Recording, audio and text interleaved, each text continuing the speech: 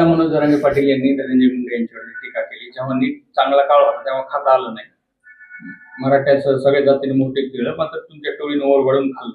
तू शहाणा हो, मराठ्यांच्या नादी लागू नको, तुला कोणताही पक्ष जवळ करणार नाही, असं देखील मनोज जरांगे पाटील धनंजय मुंडेला उद्देशून. एक तर मनोज जरांगे आणि धनंजय मुंडेचा कुठलाही अर्थार्थी संबंध येत नाही, परंतु मनोज जरांगेचं काय झालंय माहितीये का, धनंजय मुंडेचं नाव घेतल्याशिवाय पुढची राजकीय आणि सामाजिक पोळी भाजत नाही. कुठतरी त्यांना माल भेटत नाही, मालक खुश होत नाही, आणि मालक खुश करण्यासाठी, खोके मिळवण्यासाठी सातत्यानं धनंजय मुंडेंनाच टार्गेट करायचं, आणि कुठतरी धनंजय मुंडेंना टार्गेट केल्यामुळं आपण प्रसार माध्यमांशी सातत्यानं प्रसार माध्यमावर राहतो आणि आपल्या मालकाला सातत्यानं खुश करण्याचं काम त्याच्या माध्यमातून त्याला होत राहतं.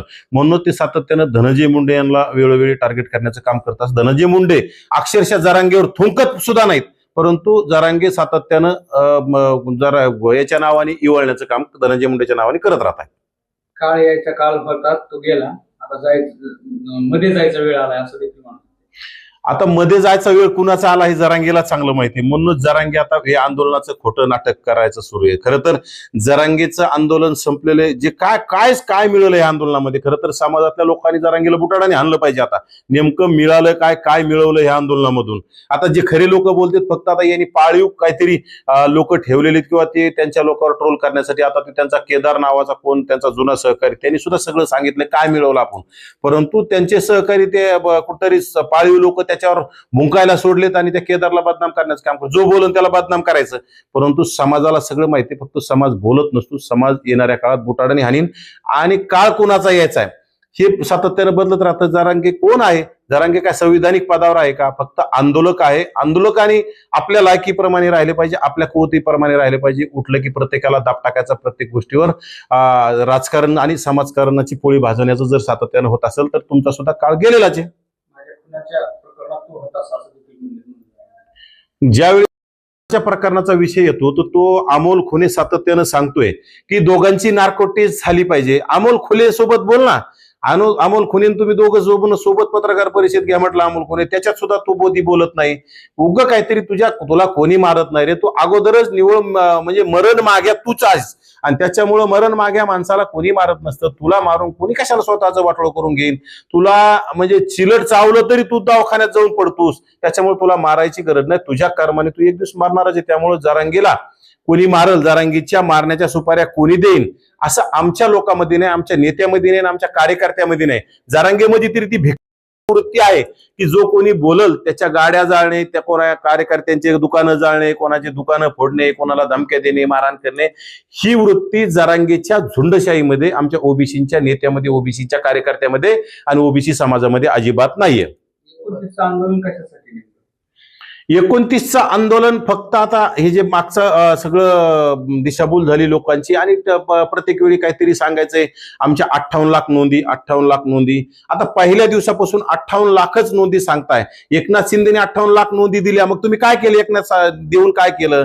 शोधल्या म्हणतात. मग आता 58 लाख नोंदी, परंतु त्या नोंदी व्हॅलिड झाल्या पाहिजे, त्या खऱ्या असल्या पाहिजे. एकनाथ शिंदेच्या प्रेशरमुळं कुठेतरी ह्या बोगस नोंदी मार्फत कुणबी प्रमाणपत्र म्हणजे बोगस नोंदीला सुद्धा व्हॅलिड तुम्ही करण्यासाठी प्रयत्न सातत्यानं केला असता, परंतु स्वतः एकनाथ शिंदे सीएम नसल्यामुळं कुठेतरी आता ते होत नाहीत म्हणून कुठेतरी प्रेशर करायचं. परंतु आता यांनी किती जरी व्हॅलिड केल्या तर राज्यामध्ये बोगस नोंदी उघड्या पडून जिल्हा परिषद सदस्यत्व असेल, नगर परिषद असेल, हे रद्द होण्याला सातत्यानं पाहायला मिळतंय.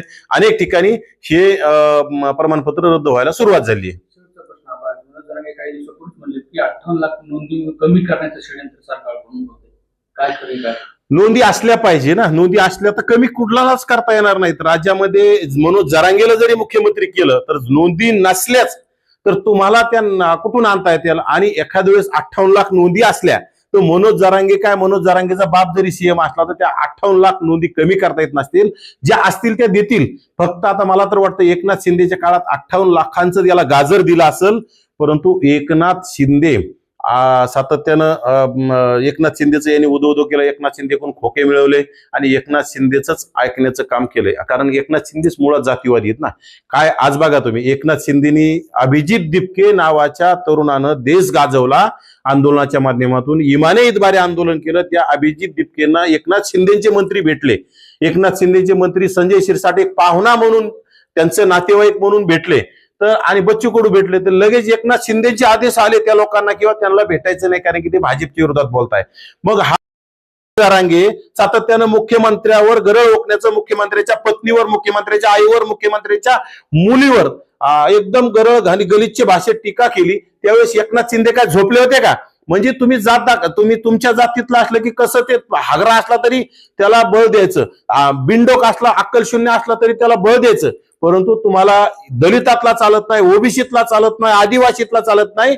हे सरासरी जरांगे आणि एकनाथ शिंदेपासूनच राज्याला माहीत झाले. आणि येणाऱ्या काळात खरं तर मी तर म्हणतोय संजय शिरसाटांनी ही गोष्ट ध्यानात ठेवली पाहिजे. संजय शिरसाटांनी डोक्यात घेतलं पाहिजे. संजय शिरसाट बिले बुडाला पाय लावून पडत होते आंतरवाली सराटीला जरांगीला जाऊन भेटण्यासाठी एकनाथ शिंदेच्या आदेशाने. अरे बाबा मग तुम्ही तुमच्या आता पाहुण्याला भेटलेत तर मग एकनाथ शिंदेचा आदेश येण्याचं कारण काय? एकनाथ शिंदेने तर दोघांना आदेश दिले का भेटायचं नाही म्हणून. अमित शहा नाराज होते कारण की यांचं आंदोलन भाजपच्या विरोधात आहे. मग ह्या जरांगेचं आंदोलन कुणाच्या विरोधात आहे हे आता एकनाथ शिंदेने याचं उत्तर दिलं पाहिजे.